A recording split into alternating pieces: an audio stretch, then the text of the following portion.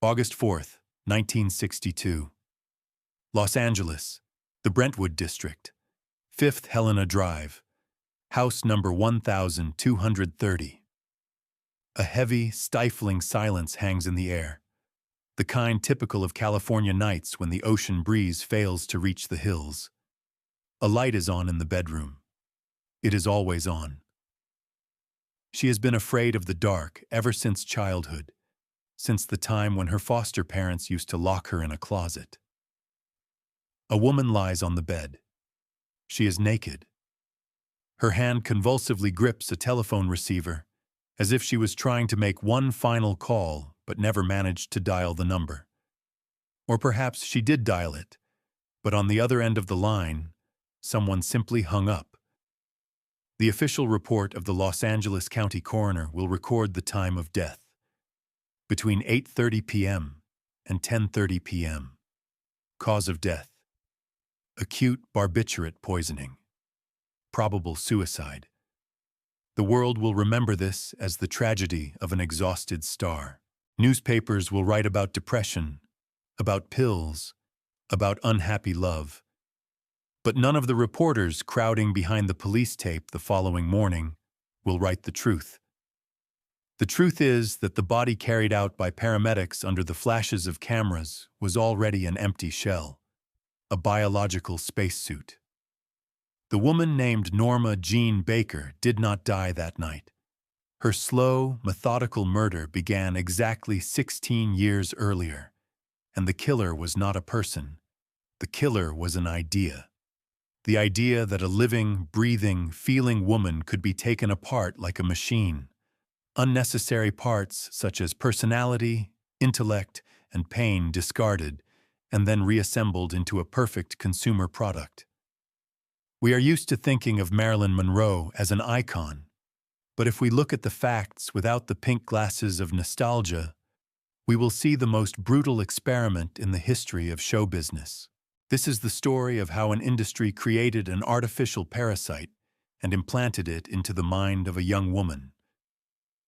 The parasite was called Marilyn. It fed on her strength, her time, her body. It grew stronger with every magazine cover, while its host, Norma Jeane, withered, shrinking into a knot of terror inside her own head. Today, we will perform an autopsy, not of a body, but of a myth. We will peel away the glossy layers to reveal the scars beneath. We will open medical records hidden for half a century. We will read diaries written by a trembling hand. And you will understand that the price of an icon is not measured in millions of dollars. It is measured in years of torture inflicted on a living human being, so that you could hang a beautiful poster on your wall. Welcome to the real story. And yes, you are not going to like it. To understand the scale of this tragedy, we need to rewind the film. Back to 1944.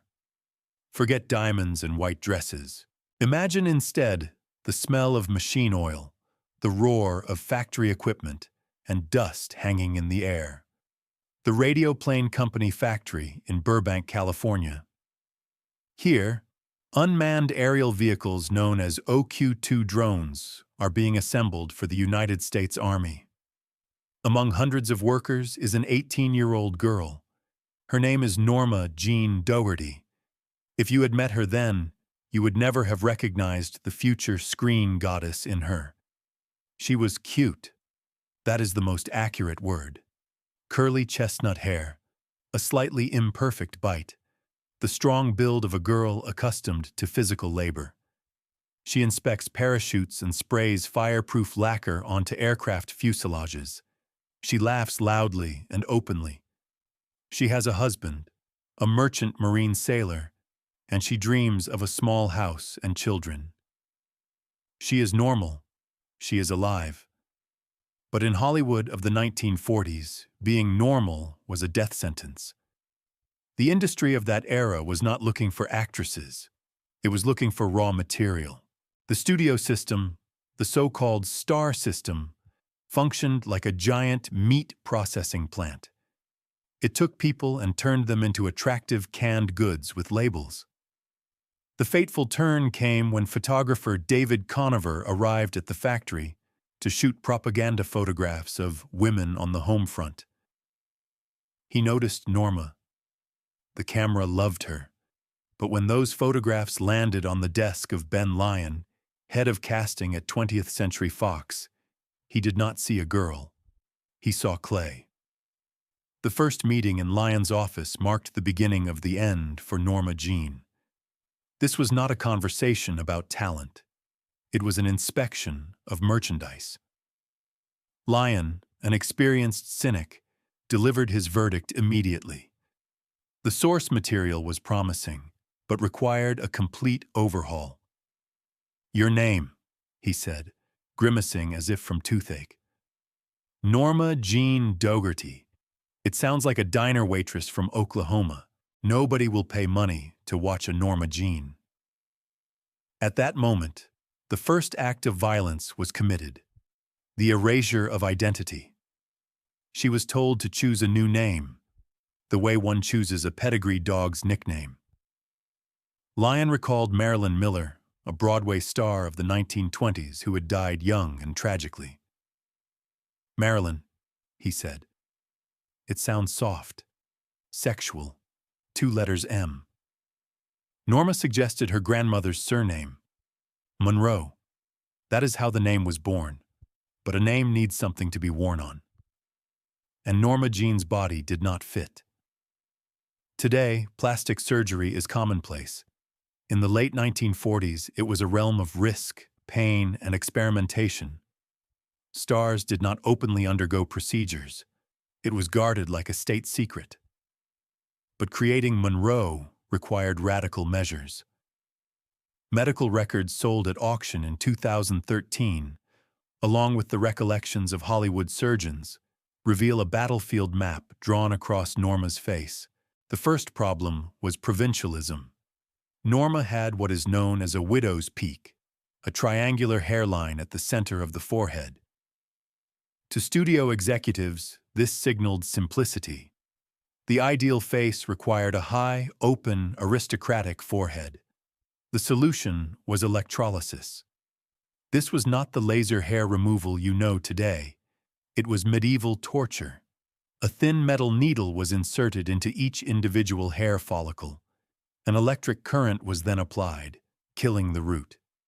After that, the hair was pulled out with tweezers. And so it went. Hundreds of times. Millimeter by millimeter.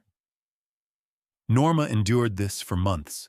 The skin on her forehead became inflamed, red, and painful. She had to apply thick layers of makeup to hide the burns. She was literally burning away a part of herself to match a blueprint. But that was not enough. X-ray images of her skull under the name Joan Newman, a pseudonym used by doctors for confidentiality, show surgical intervention in the chin area. Norma had a soft, slightly receding chin. Marilyn needed a strong yet feminine contour. Surgeon Michael Gurdon performed an implant procedure. In 1950, medical-grade silicone did not yet exist. She was implanted with bovine cartilage, a piece of animal tissue inside her face. Later, toward the end of the 1950s, this cartilage began to degrade and dissolve, horrifying Norma. She watched the face of Marilyn melt in the mirror, revealing the original face she had tried to erase. Rhinoplasty completed the architectural reconstruction. The tip of her nose was delicately narrowed. When she left the clinic, the person looking back at her from the mirror was already someone else. Foreign. Beautiful. Perfect. But foreign. The next step was the creation of a signature color. Norma Jeane was a brunette. Her hair was thick, coarse, and naturally curly. The studio demanded a platinum blonde. This was not a simple visit to a hair salon. It was chemical warfare. Sylvia Barnhart, the stylist who worked with her, used an aggressive mixture of hydrogen peroxide and ammonia. The procedure was repeated every 3 weeks. Studio executives insisted that Marilyn must be blonde everywhere. This meant bleaching not only the roots, but also the fine facial hair. Marilyn had a light peach fuzz on her cheeks. Cinematographers loved it because under proper lighting, it created a soft halo around her face, a natural glow. But for that fuzz to be white, it too was attacked with chemicals. Norma's scalp was constantly burned.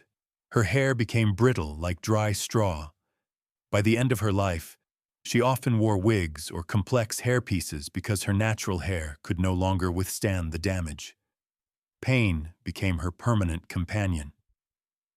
But pain is the price a product pays to remain on display. Once the outer shell was complete, her movement had to be reprogrammed. Norma Jeane walked quickly, with wide strides, like a working-class girl hurrying to her shift. Marilyn Monroe was supposed to glide. The legendary walk, later described in the film Niagara as the eighth wonder of the world, was not natural sexuality. It was an engineered hack. Norma Jeane developed it herself, after understanding exactly what was expected of her. The technique was known as knees on a string. She trained herself to walk by placing one foot directly in front of the other, as if walking on a tightrope, while keeping her knees pressed closely together. This anatomically unnatural position forced the hips to move in that distinctive figure-8 motion in order to maintain balance. There are accounts from costume designers that she went even further. She reportedly filed down the heel of one shoe by about half a centimeter. This intentional imbalance forced her body to constantly search for its center of gravity, adding that signature unsteady sexuality and vulnerability to her walk. Every step was a small circus act. Every step required control. Her smile was trained as well. She spent hours in front of the mirror, studying her facial expressions. She learned how to lower her eyelids to create the effect of a sleepy gaze, even when staring directly into bright studio lights. She practiced a specific vibration of the lower lip, a slight tremble that the camera read as either arousal or the verge of tears. Psychologically, it was a brilliant hook. Men wanted either to have sex with her or to protect her. By 1952, the transformation was complete. Norma Jeane Baker was erased. In her place stood a flawless, radiant creature assembled from surgical stitches, hydrogen peroxide, bovine cartilage, and relentless training. A creature named Marilyn Monroe. The world applauded. But no one heard the screams coming from inside the golden cage, where the girl who no longer had a place in her own body was trapped. If the physical transformation was brutal, the psychological mutation that followed resembles a plot from a Lovecraftian horror story. She was no longer simply playing a role. She had grown a second personality inside herself, empowered it, and then lost control over it. In Tibetan mysticism, there is the concept of a tulpa, a materialized thought form, an imagined entity that gains its own will and begins to live independently of its creator. Without realizing it, Norma Jeane may have become the most thoroughly documented case of tulpa creation in the 20th century. Modern psychiatry would likely diagnose Monroe with a mild form of dissociative identity disorder or borderline personality disorder. But in the 1950s, such terms did not exist in tabloid vocabulary. The public saw only a difficult star. No one saw a fractured human being. At first, this split was a defense mechanism. Norma Jeane was a frightened orphan who had passed through 9 foster homes, survived childhood sexual abuse, and endured the total emotional absence of her mother. Gladys Baker suffered from paranoid schizophrenia and spent much of her life in psychiatric institutions. Norma was far too fragile to survive the predatory world of Hollywood on her own. She needed a bodyguard, so she invented Marilyn. Marilyn was fearless. Marilyn was not afraid of men. She controlled them. Marilyn did not feel pain, but over time, the bodyguard seized power. Close friends, makeup artists, and directors began noticing something deeply unsettling. Monroe frequently spoke about Marilyn in the third person. This was not a figure of speech. It was a clear separation of identities. Sitting in front of a dressing room mirror, she might say in a detached tone, "Marilyn does not want to come out today. She is tired." Or, after a failed take, "Marilyn would never do it that way." She treated her star persona like a demanding, temperamental beast that had to be fed. Susan Strasberg, the daughter of her acting teacher Lee Strasberg, recalled how one day Norma stared at herself in the mirror and quietly said, "I wish I could be her. I wish I could be Marilyn Monroe." Consider the horror of that sentence. A woman who is Marilyn Monroe envies her own reflection because she understands that the reflection is loved by the entire world, while the woman standing in front of the mirror is needed by no one. There is a legendary story told by photographer Sam Shaw, in some versions by the wife of photographer Milton Green, that illustrates this terrifying switch better than anything else. Mid-1950s, New York City. Norma Jeane is walking through the streets of Manhattan. She is wearing a simple camel-colored coat. Her hair is hidden under a scarf. Her face is bare, without the Marilyn makeup. She moves through the crowd. People bump into her. They pass by. They hurry along. No one, absolutely no one, recognizes the most famous sex symbol on the planet. To them, she is invisible. Norma Jeane enjoys it. She likes being small, unnoticed, ordinary. But her companion is astonished. "How is this possible?" he asks. "Why does nobody see you?" Norma stops. She looks at him with a sly, almost unhinged spark in her eyes. "Do you want to see her?" she asks. Without waiting for an answer, she does something extraordinary. She does not change clothes. She does not apply makeup. She simply changes her internal state. She straightens her shoulders, tilts her head slightly back, parts her lips, and switches on that internal light. She changes her energy. The effect is instantaneous, explosive. The air around her seems electrified. People stop, heads turn, traffic slows. Within a minute, a crowd forms around her, chanting, "Marilyn! Marilyn!" She stands at the center of this hurricane, smiling that blinding smile, then turns to her companion and winks. The magic worked. The monster stepped out of the cage on command. But with each passing year, forcing the monster back inside became harder and harder. Writer Truman Capote, who was close to her and called her a beautiful child, described a scene that chills the blood. One day, he found her standing in the bathroom. She was facing the mirror, staring directly into her own eyes. She was not applying makeup. She was not fixing her hair. She was simply looking.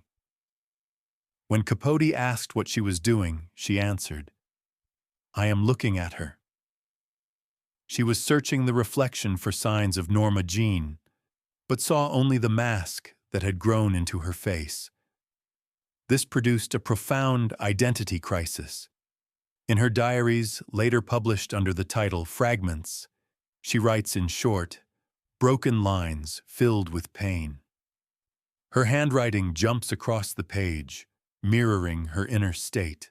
She writes about feeling like an imposter, about the fact that all those people screaming her name are in love with a phantom.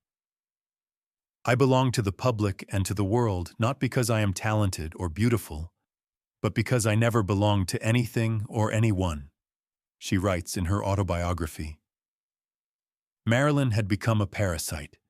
She demanded more and more time. Film shoots, interviews, photo sessions, receptions. Norma Jeane was left only with sleepless nights. To silence Norma's voice, the one begging for rest, pharmacology entered the picture. Pills were not taken for pleasure, as they would be later during the era of rock and roll. In the 1950s, barbiturates were prescribed to housewives like vitamins. But for Norma, they were a way to shut down consciousness. A way to kill time until Marilyn was needed on set again. She began arriving late to shoots. Directors exploded with rage, calling her unprofessional. Billy Wilder tore his hair out, waiting for her for 6 hours at a time. But she was not being capricious. She sat in her dressing room, paralyzed by terror. She had to physically force herself to put on Marilyn. She felt nauseated before stepping out. Her body resisted. Her psyche was tearing apart. Every appearance in front of the camera was an act of violence against herself.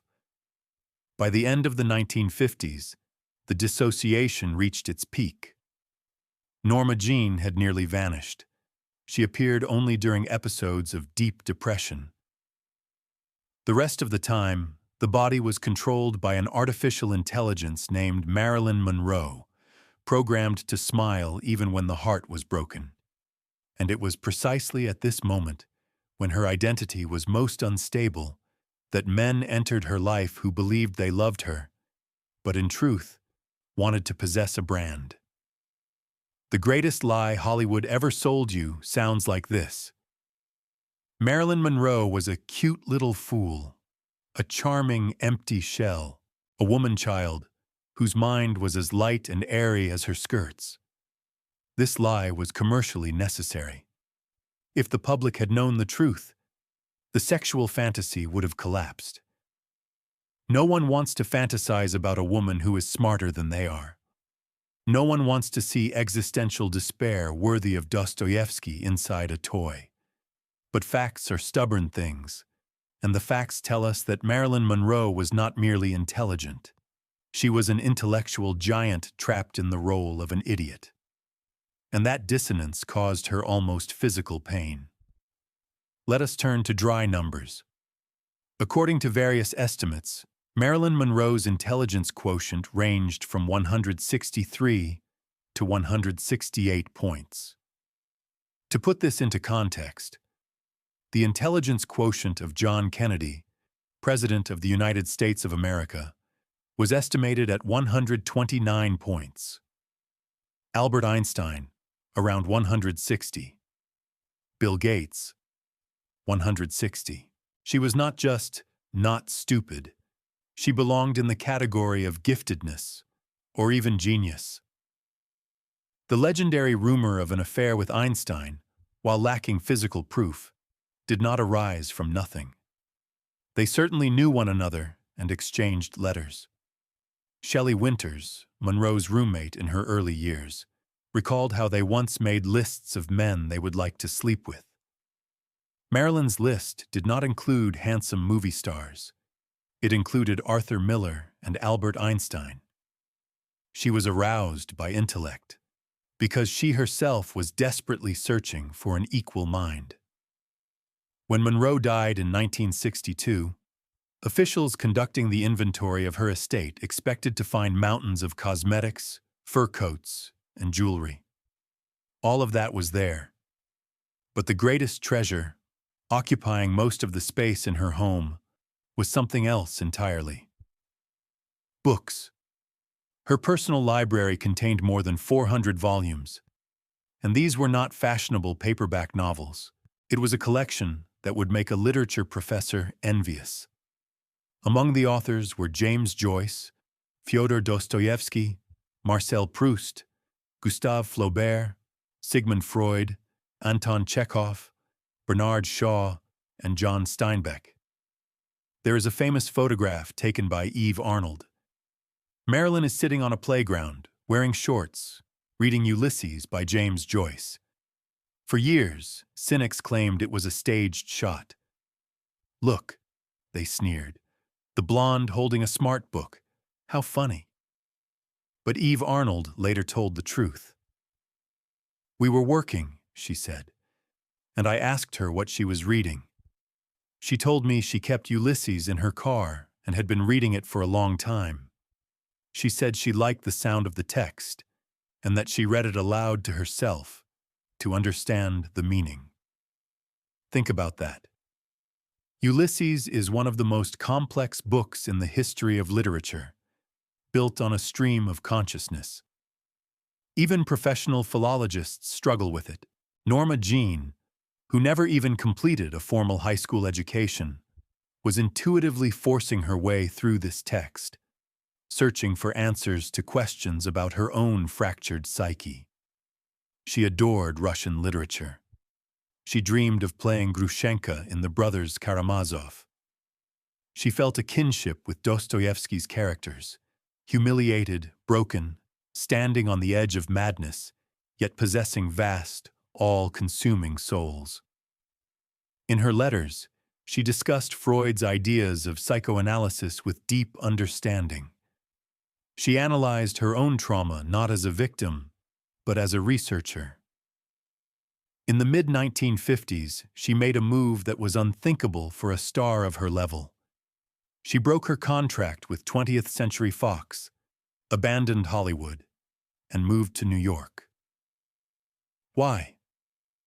To study. She enrolled in the Actors Studio under Lee Strasberg. She wanted to prove, first and foremost to herself, that she was an actress, not moving scenery. In New York, she walked the streets without makeup, sat in the back row, and attended lectures alongside regular students.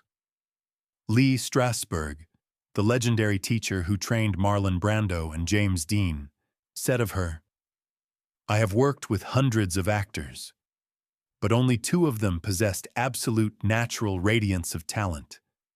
The first was Marlon Brando. The second was Marilyn Monroe."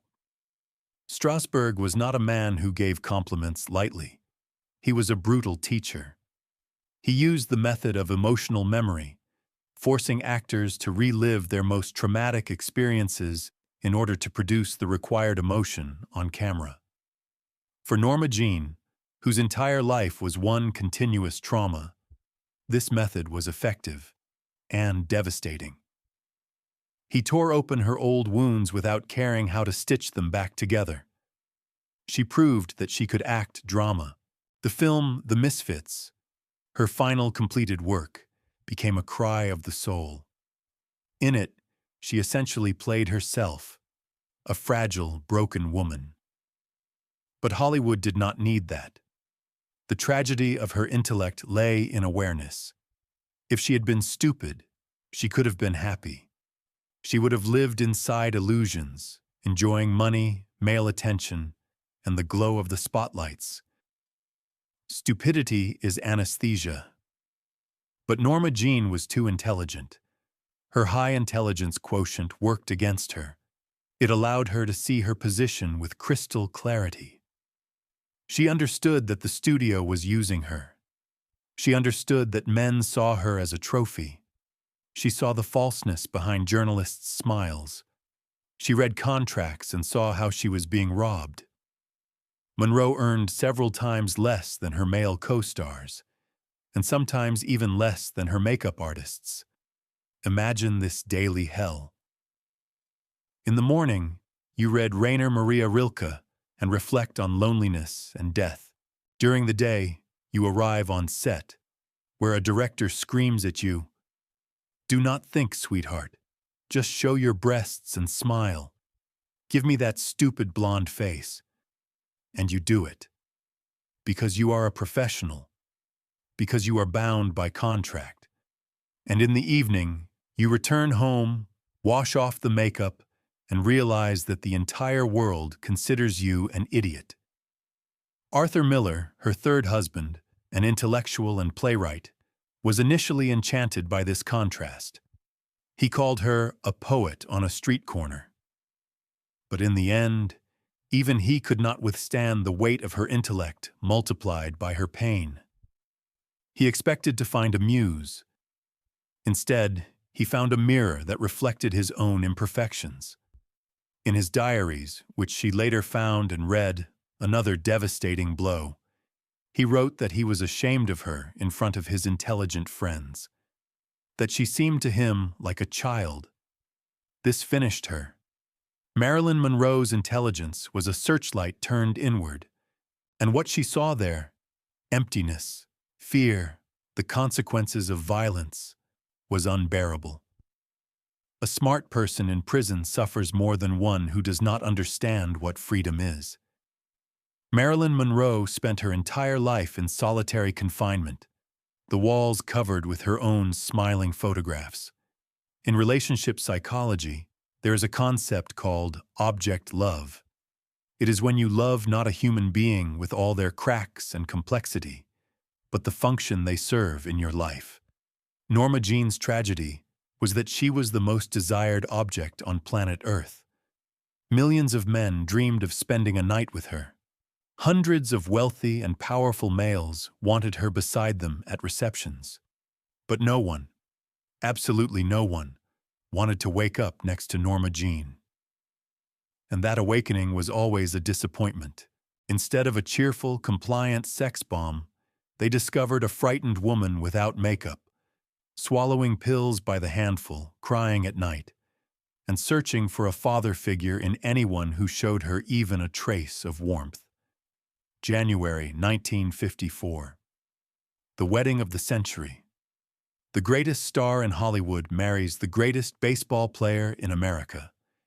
It looked like a fairy tale written by publicists, a king and a queen.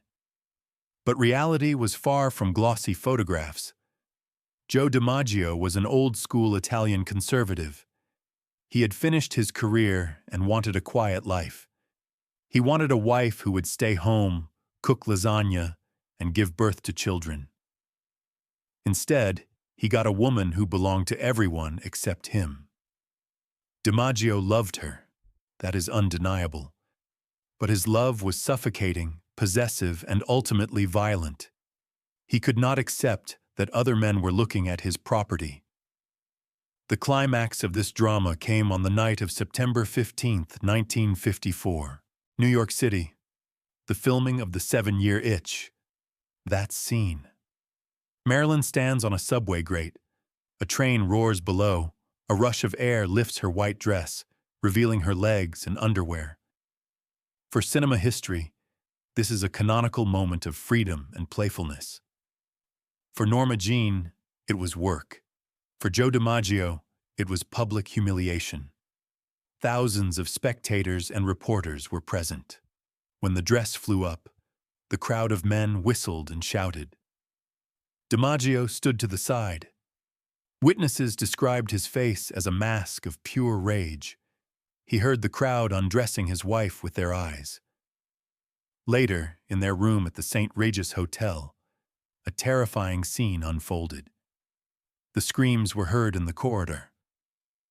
The next day, Marilyn was seen with bruises, which makeup artists carefully concealed. Less than a month later, she filed for divorce, citing mental cruelty. Joe wanted to lock the Firebird in a cage and cover it with a heavy cloth. He loved Norma, but he hated Marilyn. And in that war, Marilyn won, because she was the provider. If DiMaggio represented the body, then Arthur Miller was supposed to become the mind. Their marriage in 1956 was called the Union of the Hourglass and the Head. Miller was the leading playwright of the nation, a left-wing intellectual, the conscience of America. Norma Jeane worshipped him. She saw in him a mentor, a teacher, a father figure. She called him Daddy, a disturbing but honest marker of her trauma. She believed he would see her soul, that he would rescue her from the Hollywood swamp. She converted to Judaism for him. She tried to become the perfect wife. But Miller committed the worst crime against her. He used her as material. At first, he was fascinated by her vitality. But very quickly, living with a deeply traumatized person began to exhaust him. Norma suffered from miscarriages, the result of endometriosis, a condition poorly understood and poorly treated at the time.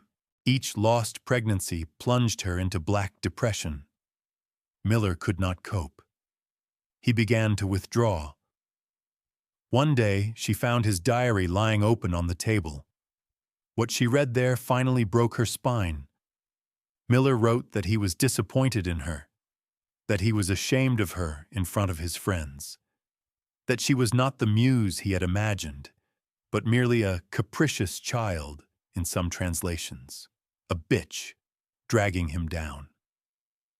For a person with Norma's deep inferiority complex, this confirmed every nightmare she had ever had. I am not good enough. Even for him, I am just a stupid blonde. The final chord of their relationship was the film The Misfits. Miller wrote the screenplay specifically for her. It was supposed to be a gift. But when Norma read the script, she was horrified. The character of Rosalind was her, not a heroic version. With surgical precision, Miller had written out all her weaknesses, her hysteria, her dependence, her insecurity. He forced her to perform her own pathology in front of the camera. He exposed her soul publicly. On set, they barely spoke to each other. It was an act of public emotional cannibalism.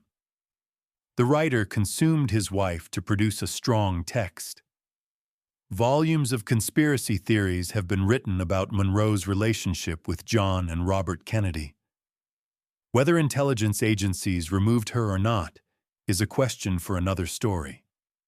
From a psychological standpoint, something else matters far more: the way they treated her.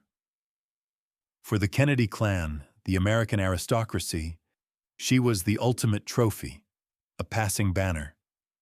Testimonies from Secret Service agents and people from their inner circle, including Peter Lawford, paint a grotesque picture. She was passed from hand to hand. She was used for parties. Norma Jeane naively believed that John Kennedy would divorce Jacqueline and marry her. She called the White House. She believed in a Cinderella fairy tale. But for the Kennedys, she was not Cinderella. She was Marilyn Monroe, a function designed to deliver pleasure.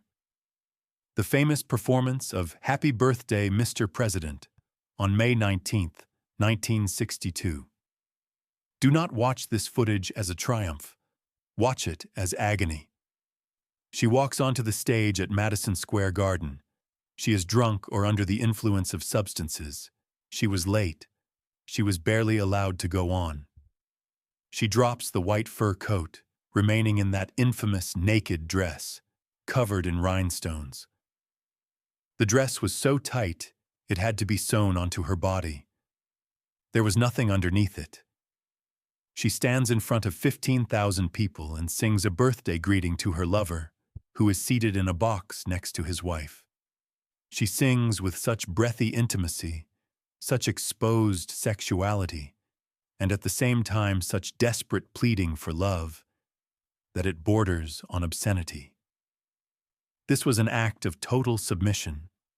She presented herself as a birthday gift, a piece of meat wrapped in rhinestones.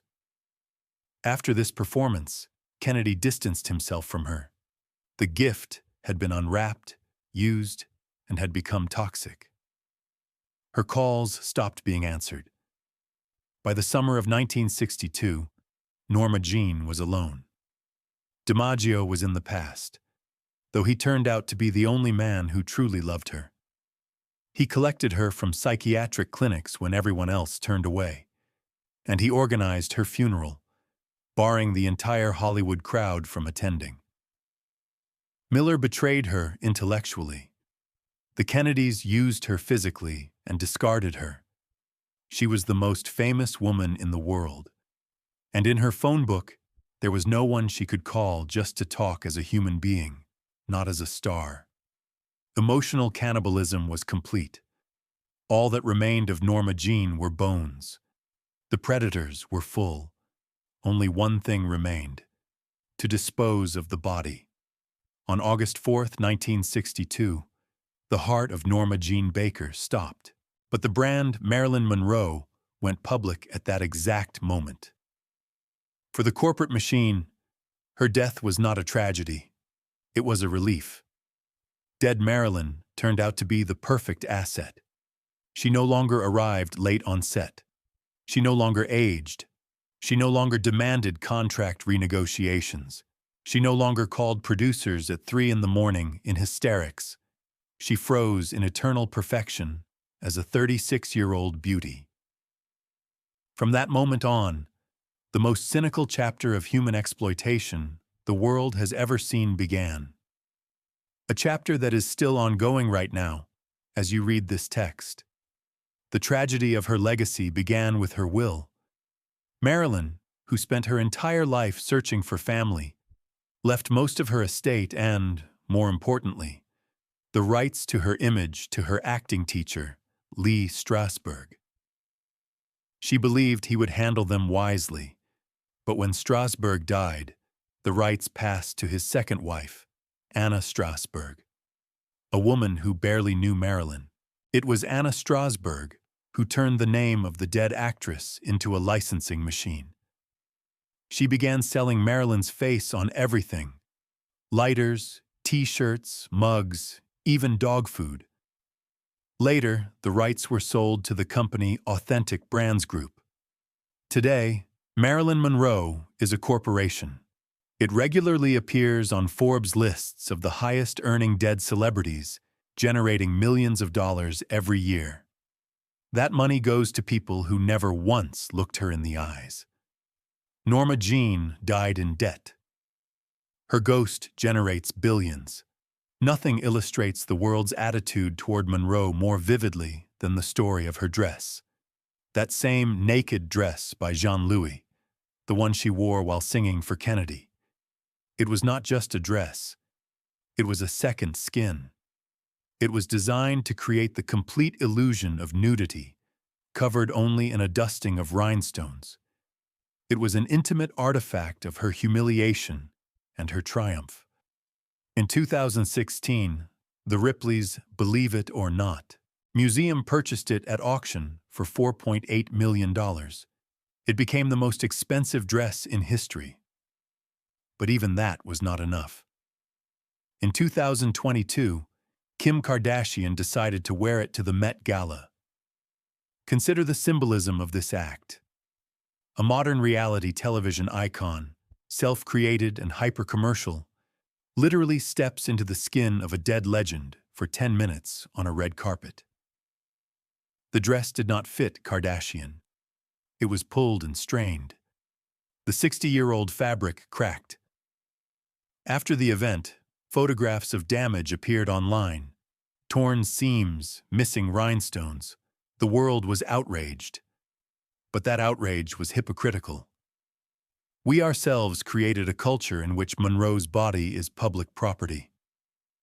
Kardashian merely pushed that idea to its logical extreme. I am rich, therefore I can wear her skin. But exploitation did not stop at clothing. It extended even to her place of eternal rest. Marilyn is buried at Westwood Village Memorial Park. Her crypt, a wall of pink marble, became a place of pilgrimage. For decades, fans kissed the stone, leaving red lipstick marks, until the administration was forced to replace the slab. But the true horror lies next door. Hugh Hefner, founder of Playboy, the man who launched his empire by publishing nude photographs of Norma Jeane in the first issue of the magazine without her consent. She posed for a calendar for $50 when she had nothing to eat. Hefner bought the rights and built a fortune. Marilyn hated this fact. She felt used. What did Hefner do? In 1992, he purchased the crypt directly beside hers for $75,000. I will lie next to Marilyn forever, he said. This act became the final point of stalking. Even in death, she could not escape the man who sold her body. He literally bought the right to lie beside her in the ground. And even that was not the bottom. The crypt space above Marilyn Monroe became available when the widow of the man buried there decided to sell it to pay off her mortgage. The auction listing on eBay read, "Spend eternity face to face with Marilyn Monroe." The price reached $4.6 million. Men continue to pay millions so that their decaying remains can be physically close to the bones of a woman they could never possess in life. Today, we are entering a new era, the era of digital necromancy. With the development of artificial intelligence and deepfake technologies, Marilyn has been put back to work. Her digital avatar advertises Dior perfume in a commercial where she stands beside Charlize Theron. Neural networks generate her voice, forcing her to read texts she never saw in her lifetime. The film Blonde, released in 2022 on the Netflix platform, became the apotheosis of violence. The director created a high-technology hallucination in which, for 3 hours, the viewer watches a copy of Marilyn being raped, beaten, and humiliated. This was presented as art. In reality, it was high-budget pornography of suffering. She has been turned into a non-fungible token that began to be mined half a century before the invention of blockchain. She has no rights. She has no voice to say no. Norma Jeane dreamed that death would bring her peace. But for Marilyn Monroe, death became nothing more than a transition to a 24-hour work schedule. We began this story with a question. How much does an icon cost?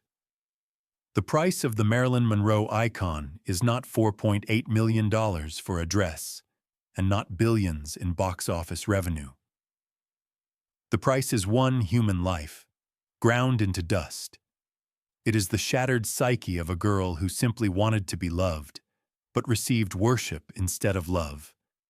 It is burned hair and a reconstructed face. It is a library filled with Dostoevsky books that no one ever took seriously. It is a child crying in a locked room while the entire world applauds the painted smile on the door. Norma Jeane Baker was not merely a victim of circumstances. She was a victim of us, of our expectations, of our desire to see a beautiful picture and not think about what stands behind it. We are all accomplices in this crime. Every time we buy a t-shirt with her face, we pay for the continuation of this show. The next time you see the famous photograph where she is laughing, stop. Look more closely. You will not see happiness. You will see a perfectly executed command, action. And somewhere deep, at the bottom of those shining eyes, you will see Norma Jeane, still waiting for the light to finally be turned off. Marilyn Monroe is the most beautiful mask humanity has ever worn, but beneath that mask, there was never emptiness. There was blood. The story of Norma Jeane makes us hate the Hollywood system for how it destroys women. We see it as a ruthless monster that devours innocence. But this monster has a mother. 30 years before Marilyn Monroe became Hollywood's greatest victim, there was a woman who became its greatest predator. You probably know her name, Mary Pickford. America's sweetheart. The girl with golden curls, the angel of silent cinema. Forget that image. It was the most successful camouflage operation in business history. In reality, Mary Pickford was the Steve Jobs of the early 20th century, wearing a skirt. While Marilyn cried into her pillow over contracts, Pickford wrote those contracts. She did not ask for higher fees. She founded her own film studio, United Artists, and held giants like Charlie Chaplin hostage to it. Marilyn died powerless. Mary Pickford died wielding power that even presidents feared. But the price she paid to become a queen was even more terrifying than death by overdose. How did an angel turn into a tyrant who built the very meat grinder that would later crush Monroe? Subscribe to the channel, and I will tell you the story of the first woman who understood one thing. To survive in a world of men, You must become more dangerous than they are.